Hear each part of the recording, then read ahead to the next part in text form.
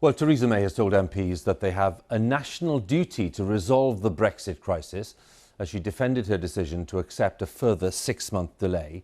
But some of her own MPs have called on her to resign, accusing her of abject surrender. The UK was due to leave the EU tomorrow, but in the early hours of this morning in Brussels, EU leaders opted for a new deadline of the 31st of October. But the UK could still leave before then if a deal is agreed. If it isn't, the UK will have to take part in European elections at the end of May. If the UK doesn't take part in those, well, Brexit will happen on the 1st of June with no deal in place. This afternoon, the Prime Minister and the Labour leader Jeremy Corbyn held more talks on possible areas of agreement. Our political editor Laura Kuenssberg has the latest. The fury isn't so fast anymore. Our EU exit has slowed right down.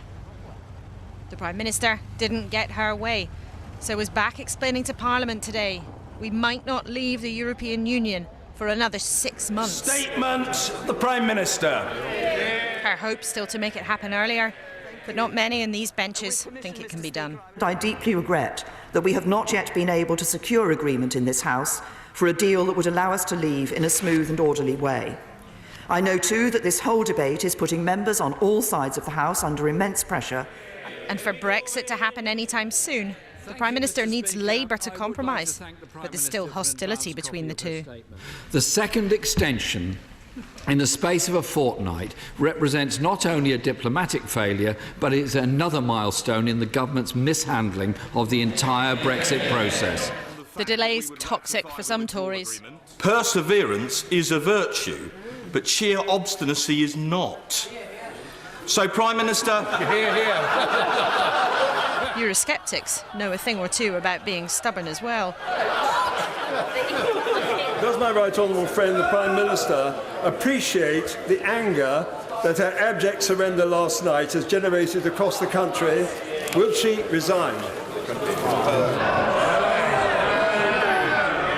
A sharp, collective intake of breath. I think you know the answer to that. But as per usual, the Tories are split. Can I thank the Prime Minister for going out to Brussels, standing up in the national interest and coming back with an extension that means we're going to avoid the car crash and disaster that would have been involved in a hard Brexit. And a delay means more time for those pushing a radical solution to make their case. One more heave isn't good enough, and it won't work. Does she acknowledge, even if it's not what she wants, putting her withdrawal agreement to the public is the way to break this Brexit deadlock? That might be a long time coming, but so is the decision on delay. It wasn't until the early hours of the morning in Brussels that the Prime Minister emerged. Good morning, everybody. To justify doing what she'd said she never would.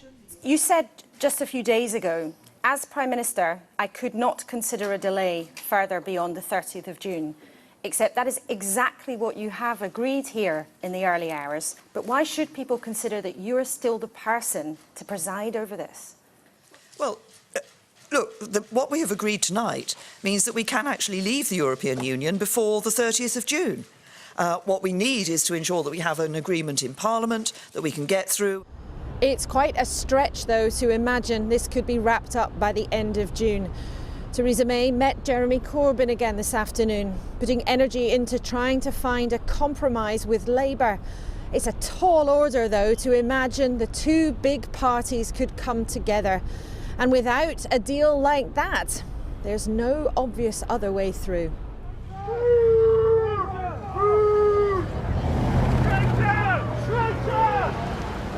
The Prime Minister, and maybe you too, wanted all this long gone by now. But nothing about Brexit has happened in haste. And now the speed of this whole process is still slowing down. Laura Kuenssberg, BBC News, Westminster. So how are people reacting to the decision to delay Brexit again? Our correspondent Judith Moritz has been to Knowsley in Merseyside to talk to voters and business owners there. What do I think about Brexit and the latest extension? Further agony for the country. All the people don't know what's going on. In fact, the politicians don't even know what's going on. Because I think me, like the rest of the country, is absolutely fed up. After all them extensions, it became one big comedy for now. They just need to all get together and basically decide what they want to do. If you think the worlds of cushions and politics are far apart, think again. The staff at this soft furnishings factory might have had enough Brexit, but their boss welcomes the extension. I just hope that the withdrawal agreement that the Prime Minister's put forward actually passes, because it's good for our business, because we do a lot of business with the United States, which will give us the opportunity to get a trade deal. And we also do a lot of business with the EU, where we buy a lot of our fabrics from. Brexit is bothering both ends of the business spectrum here. Jaguar Land Rover's plant nearby has stopped production this week, blaming uncertainties over it. And the smallest businesses tell me they're feeling the effects too. Businesses like this tattoo parlour, whose owner says he's had his worst ever winter's trading. A lot of my customers over the last 2 years have lost their jobs. And that's Brexit, you think? I think so. And what about if we now have European elections amidst all this? Well, I personally, and I presume the general public, haven't got a clue about the workings of the European Union. With European elections, we don't know how that works. The MP here used to be Harold Wilson. He was Prime Minister during the 1975 referendum when Britain voted to remain. So how do locals think Brexit will play out? Well, in 6 months we'll get another 6 months, won't we? I think it'll go on and on. Yeah, until we have another vote. That we need a new leader that believes in Brexit, that can take the country forward. There's a European election. I am going to vote because livelihoods are at stake. How will you predict Brexit is going to end? A general election, and people have never been more politicised in the history of working class folk. Judith Moritz, BBC News, Knowsley. Range of voices there in Knowsley and Merseyside. Well, tonight the Chancellor, Philip Hammond, is on his way to the spring meeting of the International Monetary Fund, where he'll meet other global finance ministers. The IMF's head, Christine Lagarde, has warned that a no-deal Brexit would damage the UK's economy.